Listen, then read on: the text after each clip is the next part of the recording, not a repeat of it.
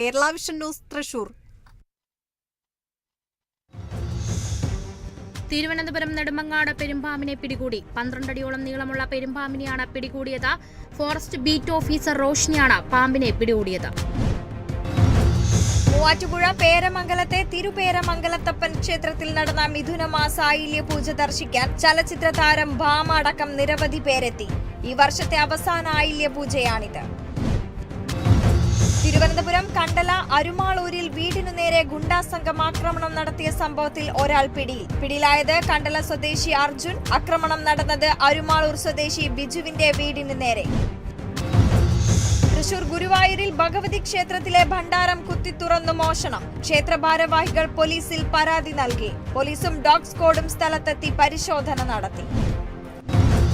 സംസ്ഥാന ടൂറിസം വകുപ്പ് മലബാർ റിവർ ഫെസ്റ്റിവലിനോടനുബന്ധിച്ച് നടത്തിയ 2023 കയാക്കിംഗ് മത്സരങ്ങളുടെ മാധ്യമ പുരസ്കാരം വിതരണം ചെയ്തു. ദൃശ്യമാധ്യമ വിഭാഗത്തിലെ മികച്ച ക്യാമറമാൻ പുരസ്കാരത്തിന് അർഹനായ CTV ക്യാമറമാൻ റഫീഖ് തോട്ടുമുഖം പുരസ്കാരം ഏറ്റുവാങ്ങി. കോടഞ്ചേരി പുലിക്കയത്ത് വെച്ച് നടന്ന ചടങ്ങിൽ ടൂറിസം പൊതുമരാമത്ത് വകുപ്പ് മന്ത്രി PA മുഹമ്മദ് റിയാസ് പുരസ്കാരം സമ്മാനിച്ചു. ദുബായിൽ പാകിസ്ഥാനിയുടെ മർദ്ദനമേറ്റ് മരിച്ച മലയാളിയുടെ മൃതദേഹം നാട്ടിലെത്തിച്ചു. ദുബായിൽ മോഷണ ശ്രമത്തിനിടെ പാക് പൗരന്റെ ആക്രമണത്തിൽ മരിച്ച കൊല്ലം ശൂരനാട് സ്വദേശി പ്രദീപിന്റെ മൃതദേഹം നാട്ടിലെത്തിക്കുന്നത് ഒരാഴ്ചയ്ക്ക് ശേഷം. പൊതുദർശനത്തിന് ശേഷം മൃതദേഹം വീട്ടുവളപ്പിൽ സംസ്കരിക്കും. താലൂക്ക് ആശുപത്രിയിലെ പ്രാഥമിക ചികിത്സയ്ക്ക് ശേഷം ഹയാത്ത് ഹോസ്പിറ്റലിലേക്ക് മാറ്റി. തൃശൂർ വ്യാപാരി വ്യവസായി സമിതി കൊടുങ്ങല്ലൂർ യൂണിറ്റ് കൺവെൻഷൻ സംഘടിപ്പിച്ചു. നഗരസഭാ ചെയർപേഴ്സൺ TK ഗീത കൺവെൻഷൻ ഉദ്ഘാടനം ചെയ്തു. യൂണിറ്റ് പ്രസിഡന്റ് പ്രദീപ് കുമാർ അധ്യക്ഷനായ ചടങ്ങിൽ യൂണിറ്റ് സെക്രട്ടറി അമൽലാൽ, നഗരസഭാ കൌൺസിലർ PN വിനയചന്ദ്രൻ തുടങ്ങിയവർ സംസാരിച്ചു. ആലപ്പുഴ ഹരിപ്പാട് നങ്ങ്യാർകുളങ്ങരയിൽ സൈനിക കൂട്ടായ്മയായ soldiers of east Venice charitable സൊസൈറ്റിയുടെ ഓഫീസ് തുറന്നു. രമേശ് ചെന്നിത്തല MLA ഉദ്ഘാടനം നിർവഹിച്ച ചടങ്ങിൽ ജീവകാരുണ്യ പ്രവർത്തനങ്ങളുടെ ഭാഗമായുള്ള സഹായ വിതരണവും നടന്നു.